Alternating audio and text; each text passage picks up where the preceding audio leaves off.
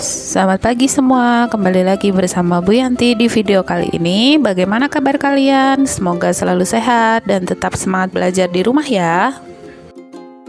Pada video kali ini kita telah memasuki materi baru, yaitu tentang rotasi dan revolusi bumi. Materi ini merupakan materi tema 8. Langsung saja ke pembahasan yang pertama, yaitu kita akan membahas tentang rotasi bumi. Anak-anak, saat kalian berada di luar rumah, cobalah kalian berdiri dan rasakanlah tempat kalian berpijak. Apakah kalian dapat merasakan bahwa bumi itu berputar? Ternyata bumi berputar, anak-anak. Bumi berputar pada porosnya. Poros adalah garis tempat bumi berputar yang menghubungkan bumi bagian kutub utara dan bumi bagian kutub selatan. Nah, kalian bisa perhatikan yang dimaksud dengan poros bumi adalah garis khayal yang ibu tandai dengan warna merah pada gambar. Nah, perputaran bumi pada porosnya ini disebut dengan rotasi bumi. Satu kali perputaran bumi pada porosnya disebut dengan kala rotasi. Satu kala rotasi sama dengan 23 jam, 56 menit, dan 4 detik, atau yang biasa kita bulatkan menjadi 24 jam atau 1 hari. Sehingga bisa disimpulkan bumi melakukan rotasi selama 24 jam atau 1 hari. Lalu, apakah ada akibat dari rotasi bumi? Tentu, ada akibatnya ya anak-anak ya. Nah, akibat yang pertama yaitu terjadinya siang dan malam. Bumi berputar pada porosnya yang mengakibatkan bagian bumi yang menghadap matahari itu selalu berubah. Bagian bumi yang menghadap matahari menjadi terang. Saat itu bumi mengalami waktu siang. Sedangkan bagian bumi yang membelakangi matahari menjadi gelap. Saat itu bumi mengalami waktu malam. Jadi bisa disimpulkan bahwa rotasi bumi mengakibatkan terjadinya siang dan malam. Nah, kemudian akibat rotasi bumi yang kedua yaitu terjadinya gerak semu harian matahari. Nah, gerak semu harian matahari ini seolah-olah matahari itu bergerak dari timur ke barat pada waktu terbit dan terbenam. Namun, pada kenyataannya, bumilah yang berputar dan bergerak mengelilingi matahari, bukan matahari yang bergerak seperti itu. Akibat rotasi bumi yang ketiga adalah terjadinya pembagian waktu.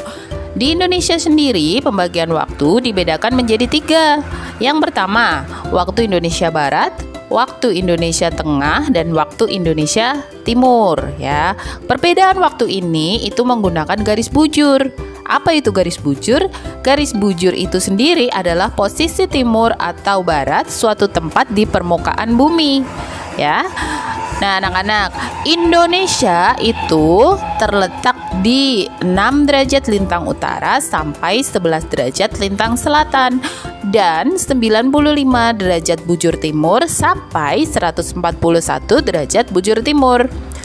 Tahukah kalian sebagai patokan waktu di dunia itu adalah garis bujur 0 derajat yang ditetapkan di kota Greenwich, Inggris.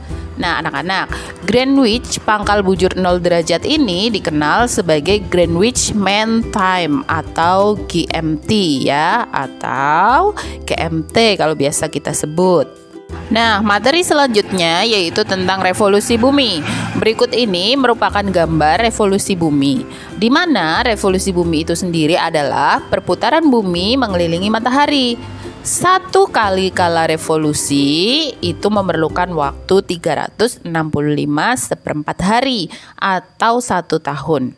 Jadi bisa disimpulkan bahwa bumi melakukan revolusi yaitu selama 1 tahun dalam 1 kali kala revolusinya. Selanjutnya kita akan membahas apa akibat dari revolusi bumi ini. Yang pertama, Akibat dari revolusi bumi yaitu terjadinya perbedaan musim. Dengan rincian yang ada di gambar, pada tanggal 22 Desember sampai 21 Maret di belahan bumi utara itu mengalami musim dingin, sedangkan di belahan bumi selatan mengalami musim panas.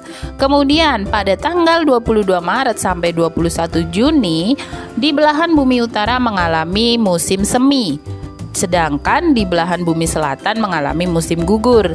Pada 22 Juni sampai 22 September, belahan bumi utara mengalami musim panas, sedangkan di belahan bumi selatan mengalami musim dingin. Kemudian pada 23 September sampai 21 September, pada belahan bumi utara itu mengalami musim gugur, dan di belahan bumi selatan itu mengalami musim semi. Kemudian akibat dari revolusi bumi yang kedua adalah perbedaan lamanya siang dan malam. Di Indonesia seperti yang kita tahu, panjang waktu siang hari dan malam hari itu relatif sama, masing-masing 12 jam. Sementara itu di belahan bumi utara dan selatan, panjang waktu siang dan malam itu selalu berubah pada setiap musimnya. Selanjutnya, akibat revolusi bumi yang ketiga adalah terjadinya gerak semu tahunan matahari. Gerak semu tahunan matahari ini merupakan perubahan kedudukan matahari yang terlihat dari bumi sepanjang tahun. Nah, terjadinya gerak semu tahunan matahari ini mirip seperti gerak semu harian matahari, anak-anak. Kemudian akibat yang keempat dari revolusi bumi adalah terjadinya perubahan rasi bintang. Perubahan rasi bintang ini merupakan kumpulan bintang yang secara bersama-sama menyusun bentuk tertentu di langit. Seperti yang kita ketahui bahwa yang namanya rasi bintang itu ada rasi bintang yang dapat Bu Yanti sampaikan dan jelaskan. Scorpio. Semoga ada apa juga yang Ibu sampaikan dan jelaskan dapat dengan mudah kalian pahami dan juga bermanfaat.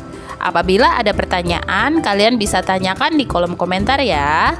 Akhir kata, Bu Yanti ucapkan terima kasih dan sampai jumpa pada video selanjutnya.